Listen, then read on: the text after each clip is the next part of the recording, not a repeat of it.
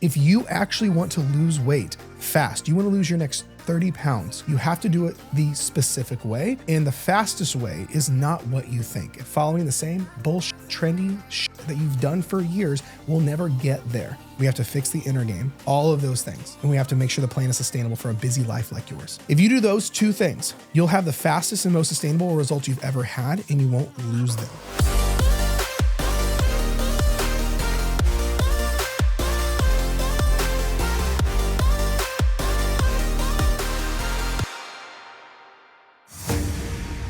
What's going on, guys? Welcome back to a brand new episode of Dieting from the Inside Out. If you're new around here, welcome to the show. My name is Jared Hamilton and I'm your host.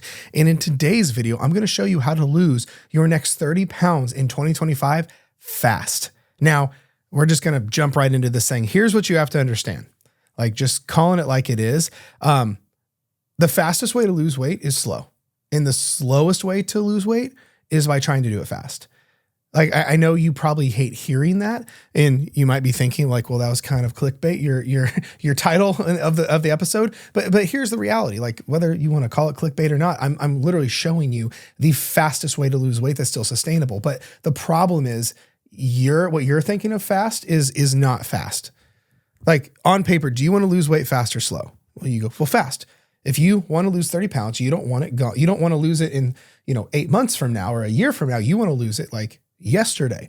The problem is, though, where most people go wrong is they look at the industry of weight loss or dieting and things like that, or they hop on Instagram or TikTok and they see 30 pounds in 30 days, get shredded in 8 weeks, or whatever the weird title of the video or claim is. The problem is that's not fast. That is slow. If you actually want to lose weight fast, you want to lose your next 30 pounds, just to get really specific fast, you have to do it the specific way. And the fastest way is not what you think. And I'm going to paint this entire thing out for you. Okay. So I'm going to try to, I've got notes today. So I'm trying to stay on track, because the slowest route is doing all the unsustainable fast stuff. So think of it this way. I want you to put this analogy usually hits home with people. Think of it like a car. I want you to put yourself in the shoes of going to the grocery store. Okay. How long does it take to get to the grocery store for you? Right? Like, for me, the nearest Walmart is, let's say, 15 minutes from me, 10 minutes from me. So if you don't know anything about me, I love fast cars. Like, at the time of recording this, I drive a Corvette and it is really fast. Now, like, on paper, if it takes me, let's say I go the speed limit, 30 miles an hour, and it takes me 15 minutes to get to the store, but my Corvette goes like, close to probably 200 miles an hour. Well, if I can get to the grocery store in, let's say, 15 minutes, going 30 miles an hour, and I can go 200 miles an hour in my Vet, then on paper, what's the fastest way to get to the grocery store? Well, it would be going 200 miles an hour, right? On paper. But let's say in actuality, I forgot to tell you, by the way, in order for me to get from my house to Walmart, there's 6 traffic lights. I'm not going like on the highway. I'm literally going through town, and I go through a school zone, and I pass multiple housing additions. So there's children around, and I have to get out of my housing addition. So my question is, going 200 miles an hour still the fastest route to get to the grocery store? Now you might be saying, well, yeah, 100%. You just like speed and go. Well, okay. If I went to the grocery store as fast as possible in my sports car going 200 miles an hour, I can tell you, there's a whole bunch of cops that live in my neighborhood, by the way. So I can tell you, I wouldn't even get out of my neighborhood addition before getting pulled over. And the road that I go out of my addition on to get onto the not highway, but like a busy road is, I would literally 100% get in a car accident. I would get T-boned, or I would T-bone someone. But let's say I didn't. Let's say I went and got all the way out. Me going through the school zone, I would absolutely get stopped. And I don't know if you know this or not, but if you go over double the speed limit, so if I'm in a school zone at 25 miles an hour, if I go double 50, that's instant license revocation. And I'm pretty sure it's jail time, like without even like a question. Like, you went over double the speed limit in a school zone, you are in jail. So that would happen. And then I have to cross 2 highways to get over to Walmart.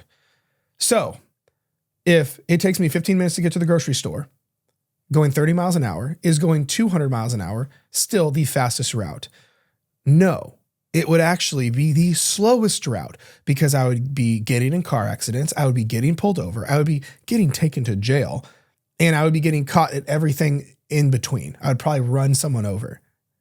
So the whole reason I'm giving you this analogy is because, yeah, inside this one train of thinking that's perfectly linear, that's not how life works.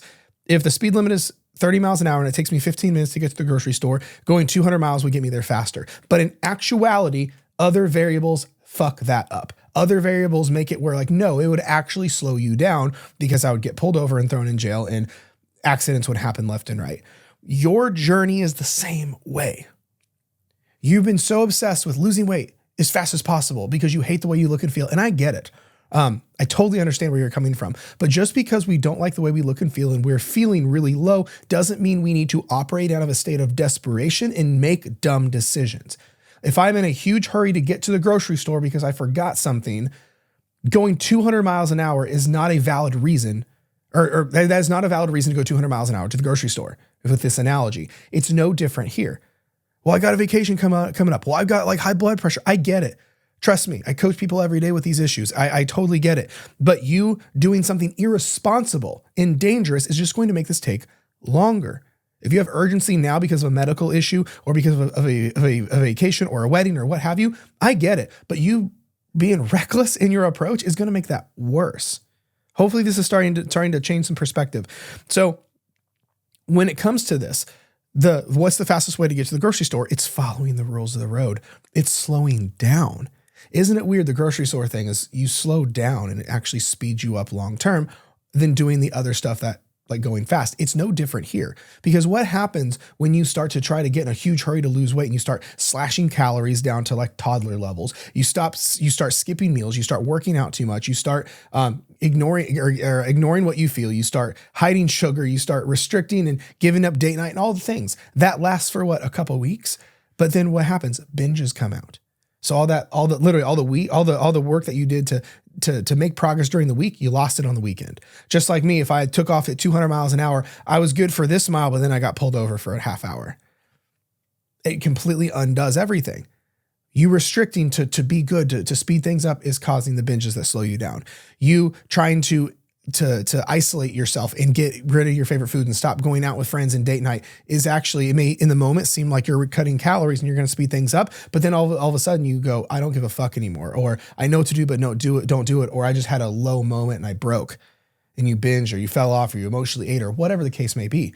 Just because it seems like it's speeding things up in the moment now doesn't mean it's adding to the end result of getting you there faster. It actually is making you take longer. Okay. So then what is the fastest way to lose 30 pounds? Like, again, I'm not going to just come on here and tell you this and leave. I'm going to give you the specifics. What is the fastest way to lose your next 30 pounds legitimately? It is slow down. It is stop trying to lose weight so fucking fast and treat this like an actual adult. Think about this logically. Think about it through the same lens that you would put through the whole driving analogy. You probably saw that driving analogy. As soon as I started talking about it, you're like, fuck, I know where he's going with this. It's the same thing. We need to slow down. It's the same thing. The other example I give a lot is baking. I can't bake, by the way. But what happens if I literally just gave this analogy on one of our dieting from the inside out calls with our clients there, where if I have the world's best, like, I don't know, recipe for cake, but I'm running behind, right? I have the best, I put all the ingredients in, the exact ones, the ratios, the numbers, all the things. And it's time, and it says bake at 400 degrees for 40 minutes in the oven. Well, I'm running behind. And I don't want to be late to this party. So I'm going to ramp the heat up to 800 degrees for 20 minutes. Will the cake come out the same? Of course not. It's literally probably going to burn and char the outside and leave the inside all mushy and not set up. But I could have the right dish, the right ingredients, the right ratios, the right number, the right sprays, the right everything. And all I have to do is put it into the oven and click bake and let it take its time at 400 degrees for 40 minutes. And let it cook. Just let it bake. But if my impatient ass went, nope, I'm in a hurry, and ramped it to 800 degrees for 20 minutes, it would ruin everything, because that's not how the system was designed. Well, your body and your results are way more complicated than a cake. It's no different. Just because on paper it's like, oh, I could tweak and adjust this to speed things up. No. You're getting results greedy. Just like if I got like time greedy with baking the cake. or with the car going to the store scenario. It would undo and mess everything up. So let's talk about what is the actual fastest way to lose your next 30 pounds. Number one, there's actually two things. Actually, there's only two solutions to this. Like I'm going to break down each, but there's only two things that are going to help you lose your next 30 pounds. Number one is you have to fix your underlying inner game first. You know the reason weight loss takes you so long? You may say, well, I can't be consistent. Cool. Well, why can't you be consistent? You know what's funny? Only surface level coaches say, oh, just be more consistent. Just be more consistent. But really high level coaches go, why aren't they being consistent? Oh, they have a bad relationship with food. Oh, their plan isn't sustainable. Oh, they don't, or they emotionally eat. Oh, they didn't plan for that. They break down why you're not consistent and don't just say, be more consistent. Your why needs to be stronger. That's not the case. It's crazy because most people who have the right kind of plan are effortlessly consistent in every other area in their life, and they come to weight loss and they can't be consistent. It's because the plan that's the problem. So step number one is the fastest way to lose 30 pounds legitimately is you have to fix your underlying inner game issues first. If all of a sudden weight loss is taking forever for you, I would go, well, why? And you're like, well, I fall off on the weekends. Well, I start off strong and then end up giving up. Well, then I lose motivation. Well, this thing happens, or all these different things. I always gain the weight back. Well, my thing is there's no just random reason those happens. It's not just like the universe hates you or you're broken. There are specific psychological, unconscious reasons that those things are happening. So fix your underlying inner game issues first, because that means fix your relationship with food. You know, it's really hard to be consistent because we all know you have to have consistency to have any sort of result, but it's really hard to be consistent when you're binging in your pantry every other night, or when you lose your shit on the weekends and go rogue in your going out to eat, or if you think about food all day and once you start, you can't stop or feel uncontrolled. Well, all those are just a reflection, a mirror of your shitty relationship with food. So if you want to lose weight fast as hell in a sustainable way, fix your relationship with food. You stop falling off. You quit overeating. You quit binge eating. You quit feeling like you have to choose my goals in the body, my dreams, or my lifestyle, because you can have both of them. Literally, the ladies inside Dieting from the Inside Out that have a story just like yours, by the way, are blown away with this. They spent their whole lives thinking I have to pick one. Or they go, Jared, I feel like I should be doing more. This should be harder. It's like, no, because we are fixing the underlying premises, the root cause of everything that's making weight loss impossible for you. Because if you think weight loss takes a long time now, it's adding 10 times the duration when you have a horrible relationship with food. This is why you follow the same pattern, by the way. You start over Monday, start off strong, you do well for a while, but then motivation drops, willpower has to get turned on even higher, and then you are just like a ticking time bomb till something happens and you fall off. Then you start right back over. That's literally like grabbing one of these books behind me, starting off really aggressive, reading every day, getting to like, let's say I read a page every day. I'm like, yeah, reading. And I get to like chapter 5 and I go, oh, I'm going to start back over. And I go back through really aggressively and I go, oh, start back over. I'll never get through the book. It's no wonder why you've been fighting the same 20 pounds for 20 years. It's because you keep following the same pattern. Well, we have to fix what's underneath that pattern. So fix your underlying inner game issues first, which is your relationship with food.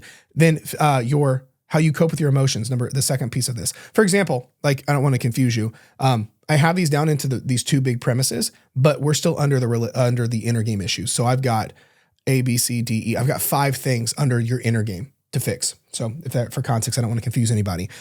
So under fixing your inner game issues first, that means your relationship with food. That means how you cope with your emotions. If you're good until you have a bad day, then you go raid your pantry. That's a problem.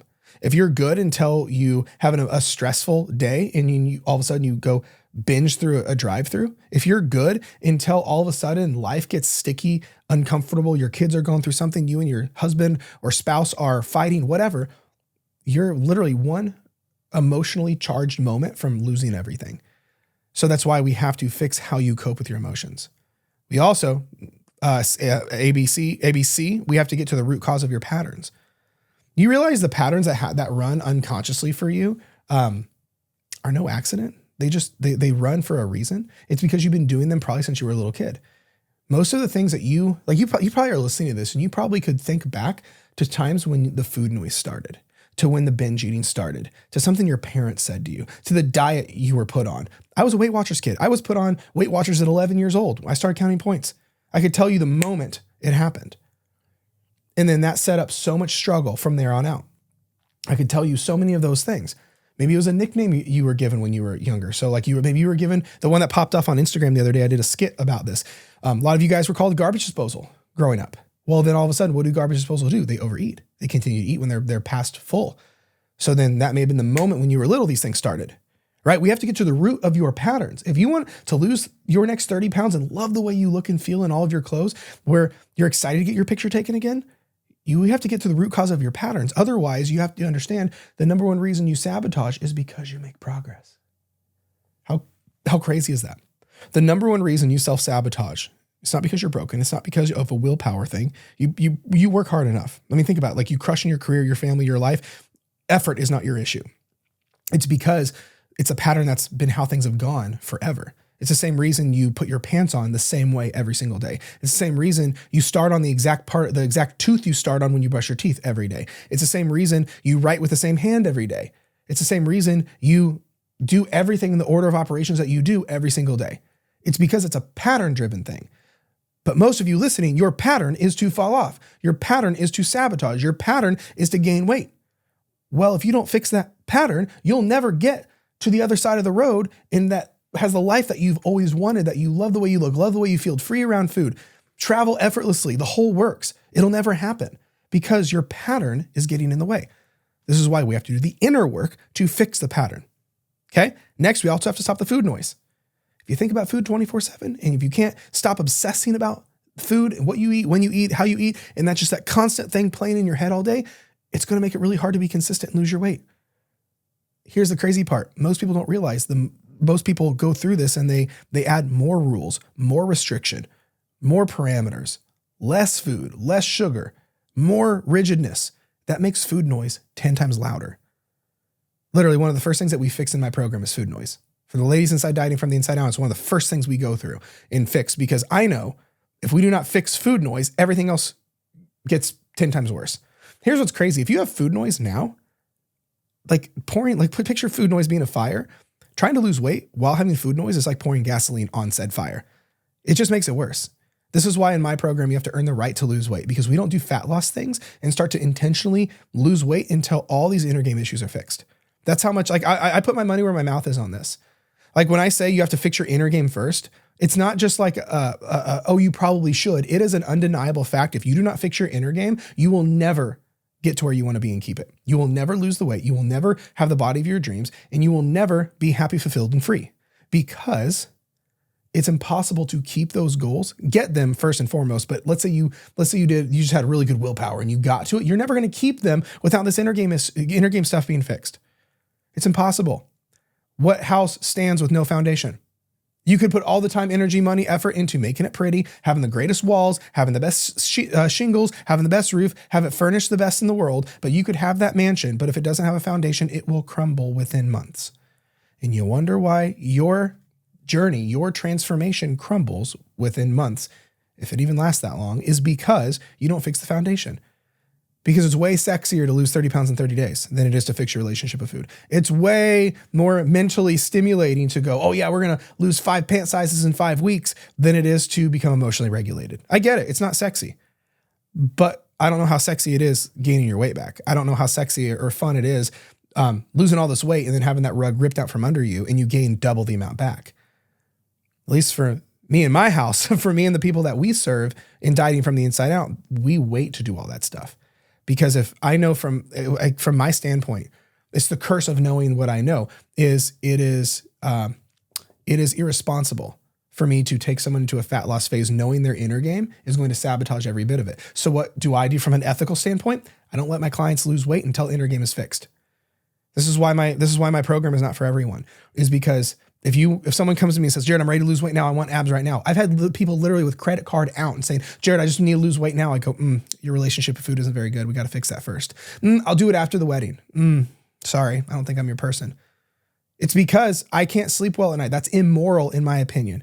To do something that I know will make that person sabotage. I'm not going to be part of enabling that pattern further. This is why fix your relationship with food, fix your emotional regulation, fix your patterns, fix your food noise, and finally, fix your binge eating. Literally, like imagine this. I want you to just paint this picture. I want you to just imagine if I could snap my fingers right now, binge eating, gone forever. Food noise, quiet, none. It doesn't exist. You don't sabotage subconsciously anymore. We got to the root cause of your patterns. You don't emotionally eat anymore. because you now can regulate your emotions without food. And then let's say you have a fantastic relationship with food, as in no more overeating, no more desire to overeat, no more feelings of uncontrolled. You just peace now. Do you think weight loss would be that hard? Think about it. If I could snap my fingers, all that stuff happens. Do you think weight loss would be that big of a deal? No. This is why when I coach people, this is the order of operations. Stage 1, we call it dieting from the inside out. The name of the show is because if we don't fix those things, everything else is 10 times harder. Because right now, like you wouldn't have clicked on a podcast talking about how to lose 30 pounds in 2025 fast if you were kicking ass, more than likely. Okay. Unless you just want to learn more. But most of you listening to this are struggling, and which is okay. That's why I'm here. But if you think about why aren't you losing the 30 pounds? It's because you're doing the inverse of all of this. It's because you have a bad relationship with food making you overeat. It's because you don't know how to regulate your emotions. So you lose in the pantry 3-4 times a week. It's because you never got to the root cause of your problems. Hell, you didn't even know you were aware of these patterns. So they just operate unconsciously. And it's just like every time you start doing good, something always happens. It's a pattern. It's because you have food noise so loud you can't see straight. So of course you end up turning to food when you're not even thinking about it. And then lastly, it's because you're binge eating a lot, right? You binge eat every weekend. You fall off every weekend. You do well for 2 or 3 weeks, and all of a sudden a binge sends you back. So if we think about like, why is weight loss slow for you? It's that stuff. So instead of trying to lose weight and keep that stuff, why don't we just get rid of that stuff? To me, it seems rather logical. Right? Imagine if like your walls in the room you're in kept cracking and starting to cave in, you just kept painting them. Well, wouldn't it make more sense to get underneath the house and figure out why the walls are cracking all the time? That's what we do here. That's why we have the wildest, craziest success stories in my program when it's filled with nothing but women who have struggled their entire lives just like you. It's wild. When you get to the root cause, all your problems go away. It's such a cool thing. So that is step 1. Like I said, there's 2 things in order to lose your next 30 pounds this year fast. Step 1 is fix your inner game. All those things I just mentioned. Okay. Fixing those things is step 1 to the fastest way that's still sustainable to lose weight. Not cut your carbs. That's going to make it worse. Not working out every day. That's going to make it worse too. Not dropping your calories. That's going to make food noise louder. Like all the stuff that you're thinking about around losing weight fast, horrible idea. Okay. Because if you don't fix those things, you'll just keep sabotaging, slowing down, and gaining weight. It's not that you just like go back to normal, because every time you continue to gain, lose, you're actually enabling those patterns in your brain where your brain is getting really automatic. As soon as it loses weight, it has to go gain. As soon as it loses weight, it has to go gain. It's why one of the most expensive and dangerous things you can do is continue to do what you've always done. It blows me away how many people will be talking to me and they're like, Jared, I just know this is what I need to do to fix these things. But then they, at the end of the call, they go, I just want to try it one more time, what I used to do. And I go, that's like going back to the same guy that's cheated on you 7 times. You think he's not going to cheat on you on the 8th time? He said he's changed every single time. But again, it's the same pattern issue. Here, think of it this way, and I'll move on to the second thing. Think of each one of those issues that I mentioned, bad relationship with food, the emotional issues, where you don't know how to regulate food noise, binge eating, all that.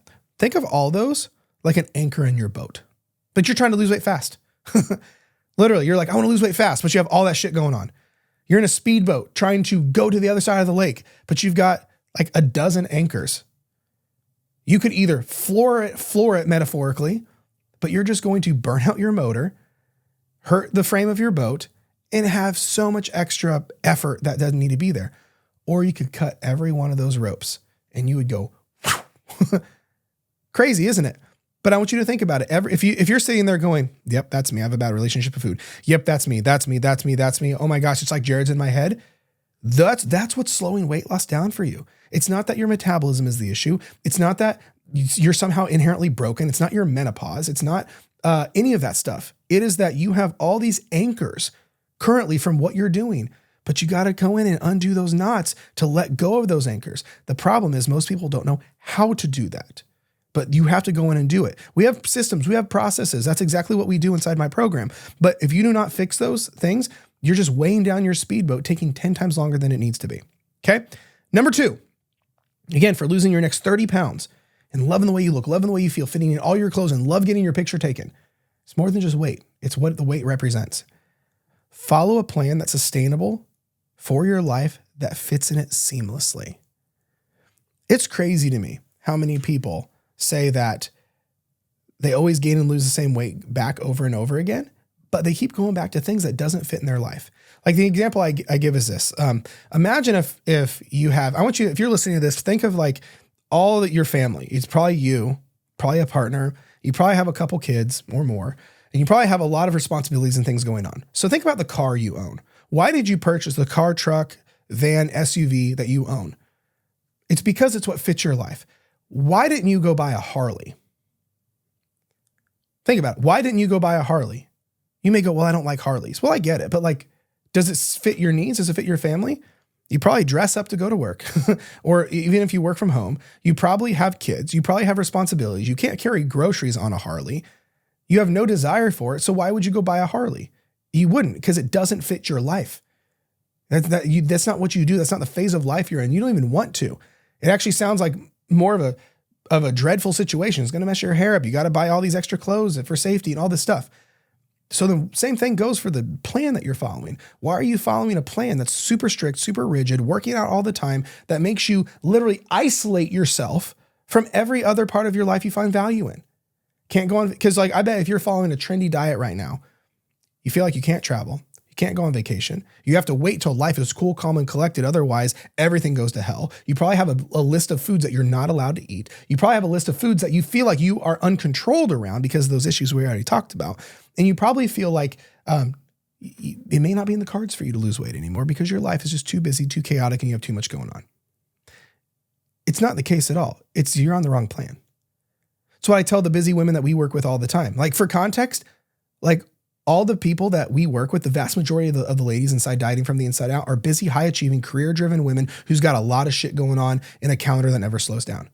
So trust me, this isn't just like me talking out my ass. It's literally like the thousands of people that I've worked with who are busier than probably you right now, or that are busier, have more going on, or just as much, if not more than you.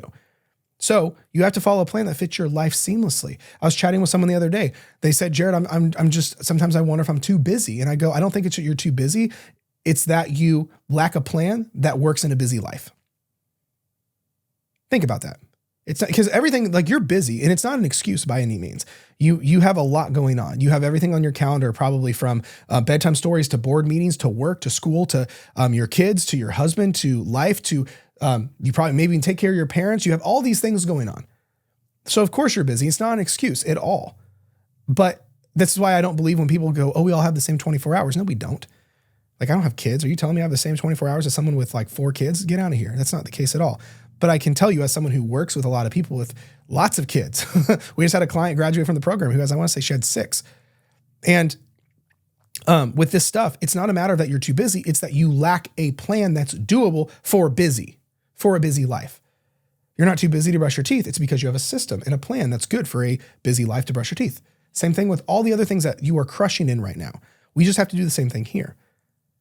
Because otherwise, if you don't, this is why you're always pausing for your life in general. You're always pausing your plan for your life. Oh, it's Christmas. Oh, it's kid stuff. Oh, we're moving. Oh, there's always something, isn't there? Also, here's what's crazy. You're always busy. It just seems like you're busier. Stuff always comes up when you try to lose weight. It's because now you're aware of it.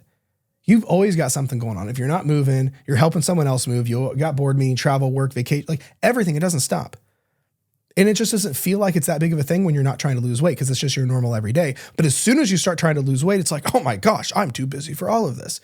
You're not. It's that you keep following plans that are so unsustainable that don't work for your life. You have to keep pausing for your life that you created. That's not changing anytime soon. That's the reality. People go, oh, Jared, I'm so busy. I go, but is that changing? Are you going to be quitting your career job soon?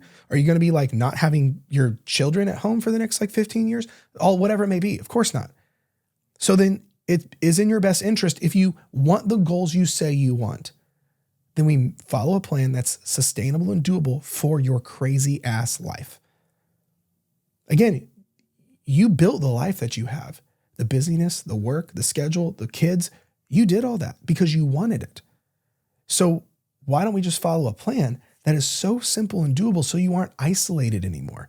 I want you to go have friends over and socialize and go drink and go eat, drink, and be merry and travel and have time with your kids and go on vacations and go on date. I want you to do all that stuff.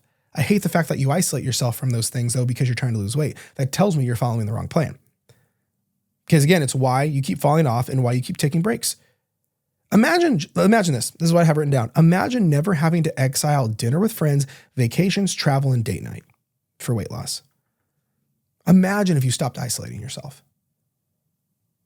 Even outwardly. Think about like, not even just outwardly like that, like with date night, vacations, on all that stuff. How much do you isolate yourself in general? Wearing clothes that are too baggy, that are dark, that are way too big because you're feeling self-conscious, or always making sure you have the lights off when you're intimate with your partner, or you're always in the back of all the photos.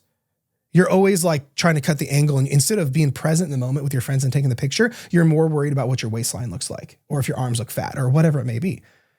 Because of all this stuff, you are living a life of isolation. And after having helped thousands of people get on the other side of it, it's so beautiful what your life can look like without isolation. Imagine how you would feel if you weren't scared to be seen. Imagine how amazing and fulfilled and happy you would be if you loved the way you looked. You loved the way you feel. You were free inside and outside. You were free physically with your appearance, but you were free internally, knowing that you're not uncontrolled around food, that you can regulate and sit with all the emotions, and you don't have to react, and you have complete self-control. So you don't even have to try as hard anymore. That's what's on the other side if you do this the right way. But again, following the same bullshit, trendy shit that you've done for years will never get there. Hopefully this is making sense. Because here's at the end of the day, as we wrap up, if you do those two things, you'll have the fastest and most sustainable results you've ever had, and you won't lose them. Literally, all you need to do is fix those two things. If you fix your entire inner game, now it's a lot, all that stuff, and it's not easy, but it's worth every bit of it. And you follow a plan that's completely sustainable for your life, that's built around your life, so you don't have to isolate yourself anymore. Man, it is crazy how fast the results you can get. Here's the cool part. This is not just me saying it. This is literally exactly what the ladies inside Dieting from the Inside Out say. These women who are just like you. They've spent a lifetime of binge eating, a lifetime of emotional eating, a lifetime of sabotage, and most of them have battled the same 30 pounds for 30 plus years with food noise louder than they ever thought it could be. But when we fix these things, let me show you this as an object lesson, it all goes away.